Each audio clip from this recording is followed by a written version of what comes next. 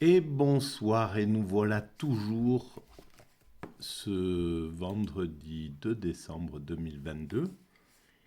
Et dans la réflexion, à partir de cet ouvrage que j'ai reçu ce matin, L'espoir maintenant, par Jean-Paul Sartre en 1980. Le maintenant, c'était en 1980 qu'il le pense. Donc, c'est en lien avec la théorie que je défends sur la mécanique universelle et selon laquelle l'humanité est destinée à atteindre son ultime perfection. Donc l'humanité a un sens, l'homme, effectivement, évidemment, puisqu'il est à l'intérieur de cette humanité, qu'il travaille pour elle de manière volontaire ou involontaire, consciente ou inconsciente, il ne travaille que pour elle. Et donc il fait partie de cette humanité, donc il a du sens lui aussi. Donc la vie d'un être humain a du sens. On est loin de l'absurde qui était un peu prôné les, par les existentialistes. Et donc, vous l'aurez compris, c'est une réflexion un peu critique sur les bords, et les bords se rejoignent assez loin vers le centre. Voilà. Mais en tout cas, je pense que Sartre était euh, le moins, comment on pourrait dire, euh, le moins fanatisé vis-à-vis de l'absurde. Voilà, dans ceux qui prenaient l'absurde comme base. Alors, je reprends le cours des choses, je lis, je découvre en même temps. C'est la façon dont je pratique. Je découvre et puis je commente s'il y a lieu de commenter. Donc je commence. Je, je continue en réalité. J'en suis à la présentation par Benny Lévy de cet ouvrage. Je n'ai jamais été désespéré pour ma part. Je n'ai jamais eu d'angoisse, disait Sartre à cette époque-là. Alors, venant de l'auteur de L'être et le néant qui avait écrit C'est dans l'angoisse que l'homme prend conscience de sa liberté, c'était assez curieux. Et effectivement, quand on l'écoute, Sartre, on dirait qu'il n'aborde pas l'angoisse. Alors pourquoi un homme comme ça va-t-il traverser son existence en se confrontant à l'absurde, aux questions existentielles, à la métaphysique, etc., sans aller toucher l'angoisse. Alors, il y avait certainement une confiance en soi qui était inouïe, énorme, et en même temps, même s'il a un côté un peu narcissique, il le dit lui-même dans l'interview qu'il a donnée à la fin de sa vie aussi à Michel Conta, euh, il pense, oui, qu'il a ce côté un peu de temps en temps narcissique, etc. Mais il y a autre chose, c'est une sorte de confiance en lui qui est assez étonnante. Il est persuadé d'avoir raison, d'avoir trouvé la clé de la philosophie, de sa philosophie. Et alors ça m'a amené à me poser aussi des questions, parce que c'est exactement ce que je pense. Moi, je pense vraiment que la théorie que je défends sur la mécanique universelle, et selon laquelle effectivement l'humanité a du sens, l'homme a du sens, la création a du sens, etc.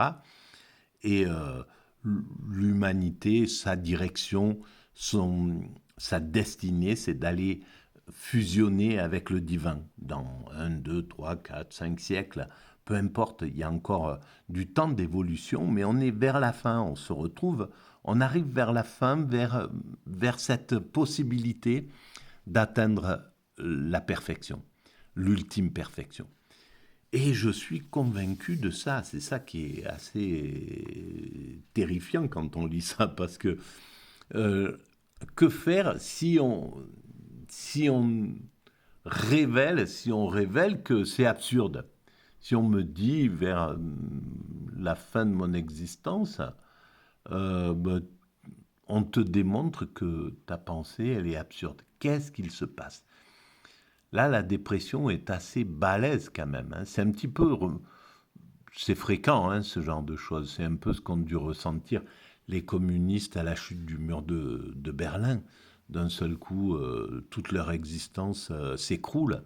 Voilà, et des gens pour qui l'existence s'écroule parce que d'un seul coup, la Terre n'est plus plate, mais elle est ronde, ou elle n'est plus héliocentrique, mais elle tourne autour du Soleil, la Terre, etc. Voilà, c'est pas simple pour beaucoup de gens en réalité, mais c'est la vie. Alors je continue.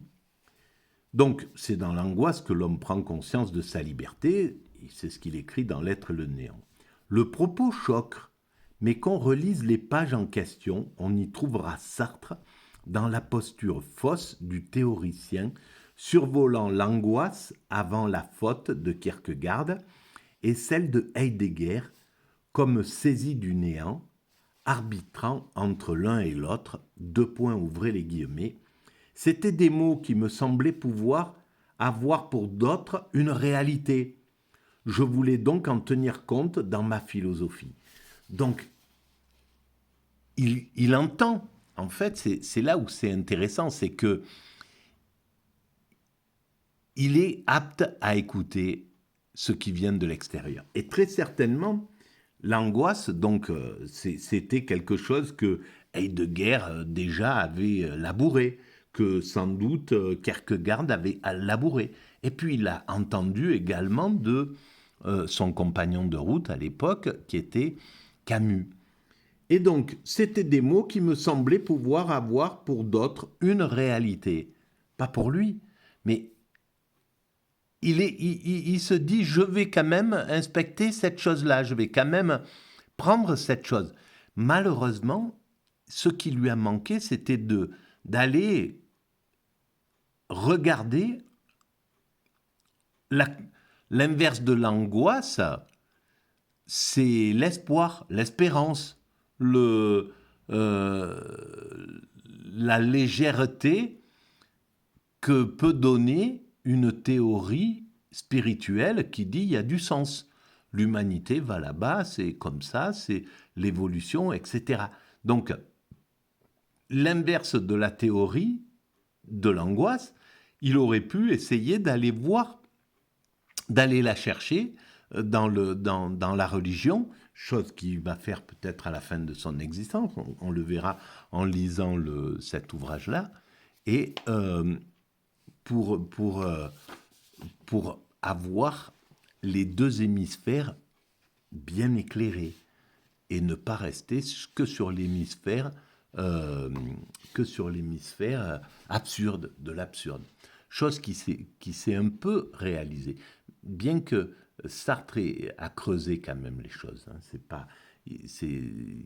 C'est pas du tout sa relation à l'absurde. Elle a rien à voir avec celle de Camus. Elle est quand même plus chiadée, on pourrait dire. Donc, Sartre calmement sape dans Les Entretiens cette position du théoricien qui fausse le travail du cogito. L'âme, la liberté saisie par la vérité, n'advient pas dans la conscience de survol. Ouvrez les guillemets. Si on veut aller jusqu'à l'ignoble, on peut estimer que je n'ai jamais pensé pour moi que l'échec de l'existence est inévitable, tout en le pensant pour les autres. Je voyais comment il se trompait, comment même quand il croyait avoir réussi, c'était l'échec total. Et pour ma part, je me disais que le fait de penser ça et de l'écrire, je le réussirais. En fait, il n'était pas convaincu de cette idée de l'absurde.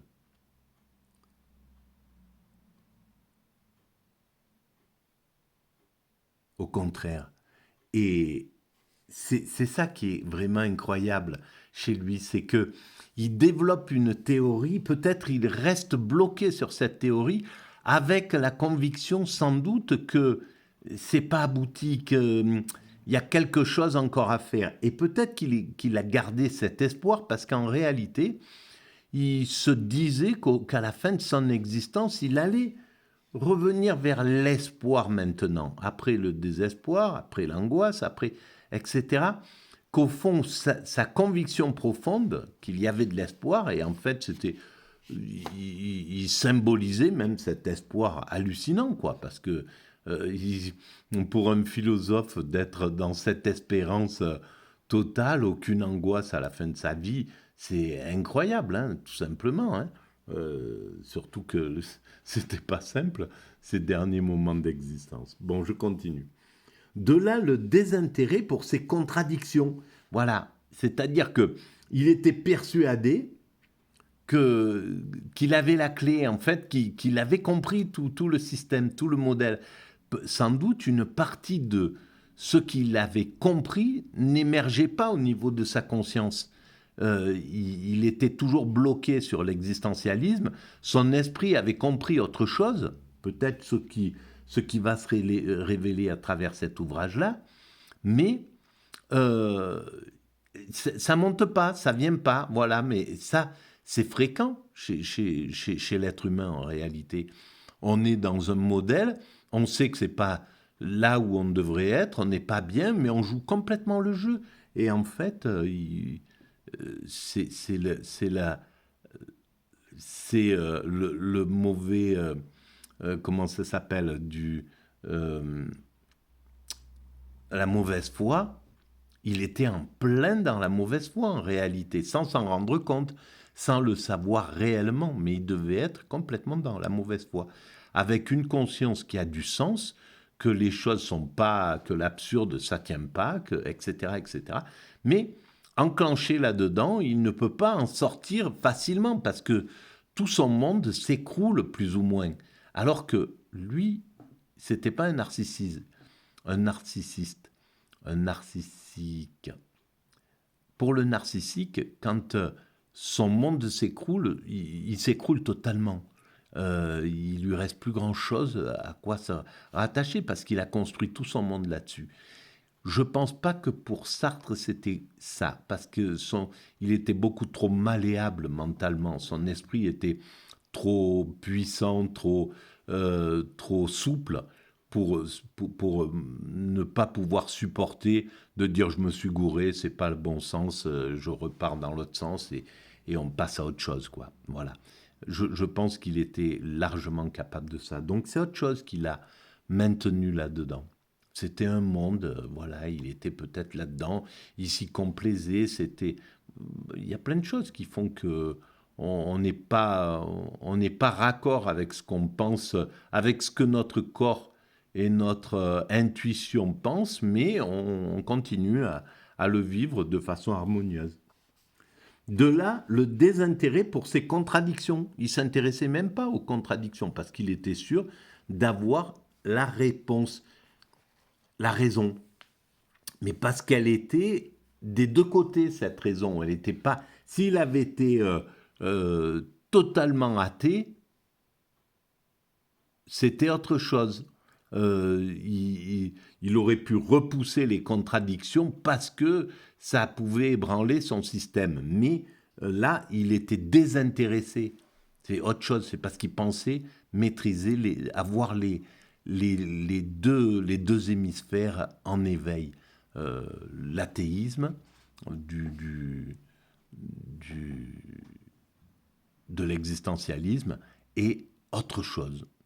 Cette autre chose qui se révélera un peu plus tard peut-être.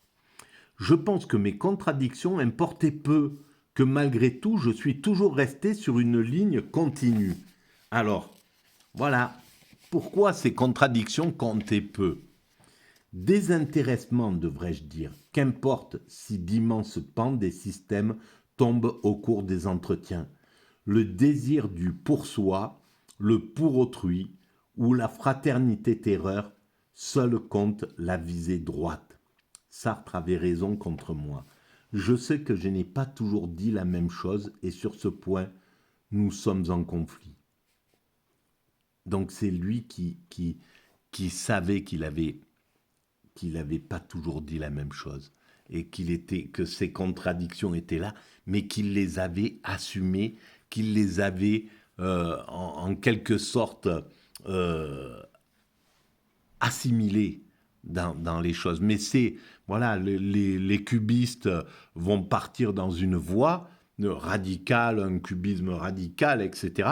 Et puis ils se rendent compte que ils peuvent pas aller plus loin, c'est une sorte d'impasse. Et à ce moment-là, ils vont passer à autre chose et le cubisme de Picasso, par exemple, va devenir complètement autre chose. Mais sans contradiction, sans violence, sans... Voilà, on passe d'une idée à une autre. Et ça, c'est valable pour les esprits souples, en fait, en réalité.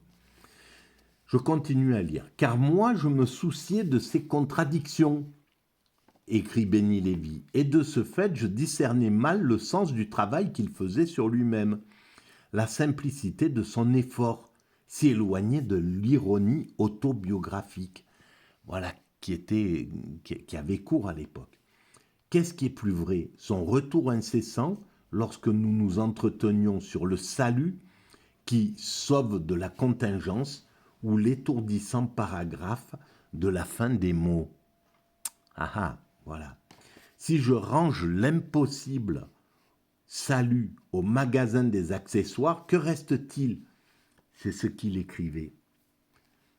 Tout un homme fait de tous les hommes et qui les vaut tous et que vaut n'importe qui. Donc si je range l'impossible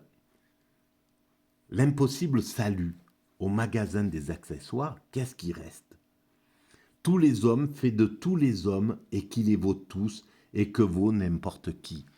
Mais c'est pas suffisant pour expliquer l'humanité.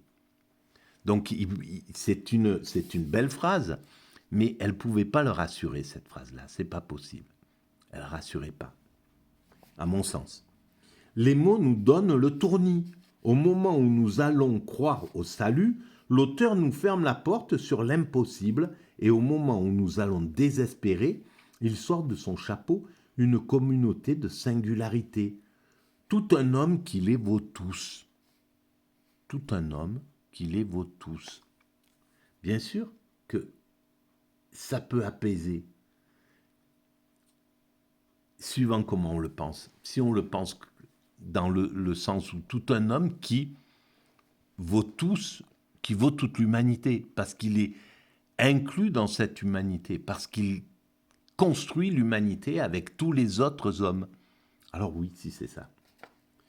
En attendant de buter à nouveau sur l'introuvable de cette communauté, dans les entretiens, Sartre ne fait pas de la visée droite l'occasion d'un tourniquet.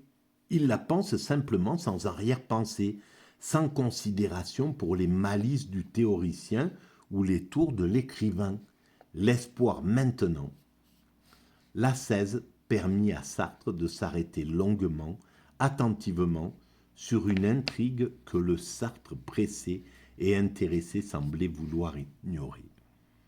J'ai toujours considéré, même quand je n'en parlais pas, que l'espoir, c'était une manière de saisir la fin que je me proposais comme pourtant pouvant être réalisée. Voilà, l'espoir à la fin. Donc en fait, il savait qu'il était dans l'agitation, qu'il travaillait trop, qu'il pouvait pas penser à la fin, qu'il pouvait pas s'intéresser au spirituel, à autre chose. Il était dans l'action, dans l'activité, etc. Mais il avait toujours la pensée, comme moi d'ailleurs. C'est pour ça que je me permets d'imaginer ça dans son esprit, parce que c'est un peu comme ça. Je me suis retrouvé, je me suis toujours dit, ben un jour j'aurai le temps de devenir sage, j'aurai le temps de calmer la sauce, de contempler, de vraiment pratiquer cette contemplation et de développer donc cette chose-là. Voilà, et c'est ce que je me dis encore, plus j'avance et plus je me dis ça. Donc voilà, on peut se dire ça à 80 balais, hein, pour ceux qui ont la chance de vivre vieux. ou à 90 ans, dire bon maintenant, là, j'ai toujours espéré rentrer dans la sagesse, maintenant ça y est, là, c'est bon. Je, je repousse le Viagra et je passe du côté de la sagesse. Voilà. Donc, Sartre a toujours su, mais ne savait pas le dire, que l'acte libre implique un bon génie. Si le cogito a pu supposer un malin génie, Sartre n'a jamais pu penser que cette espèce de confiance pût être un leurre. Je n'ai jamais envisagé l'espoir comme une illusion lyrique. Et je ne pense pas, comme je te le dis, que cet espoir soit une illusion lyrique. Il est dans la nature même de l'action. Cet espoir, l'espoir, c'est la destinée de l'humanité, le sens de l'humanité. C'est ça dont il parle. Et évidemment, là, tout est dit chez Sartre. Il est d'une intelligence redoutable, donc il a tout compris. Et malheureusement, les gens qui se sont attaqués à Béni Lévy, en lui disant, je pense que c'est un peu ça, j'en sais rien, c'est intuitif ce que je dis, mais qui ont dû lui dire, oui, vous avez transformé Sartre qui était athée, et vous l'entraînez vers des pentes qu'il aurait toujours refusées. Donc en fait, vous avez abusé de sa vulnérabilité. Là, l'intelligence qu'il dit, c'est loin d'être de la vulnérabilité. Là, il ne cherche pas à faire plaisir à Béni Lévy. Il cherche à comprendre, et il avait compris depuis longtemps. En fait, il éclaire la compréhension qu'il avait eue. Et malheur à ceux qui n'ont pas compris Sartre de la fin de sa vie. Et ceux qui se sont fâchés avec Béni Lévy, c'est qu'ils n'avaient pas compris la valeur profonde de Sartre. Peut-être qu'il n'avait pas pu l'exprimer complètement. Je ne sais pas si Simone de Beauvoir était remontée contre Béni Lévy, mais si elle était remontée contre lui, c'est qu'elle n'avait pas compris, mais ça m'étonnerait parce qu'elle a vécu avec lui. Donc les quelques doutes liés au spirituel ont dû quand même monter dans leur couple, je pense, parce ils parlaient, c'était des intelligents, c'était pas des... Voilà.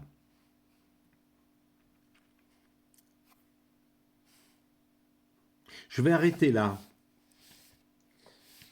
À très bientôt. Merci de votre écoute.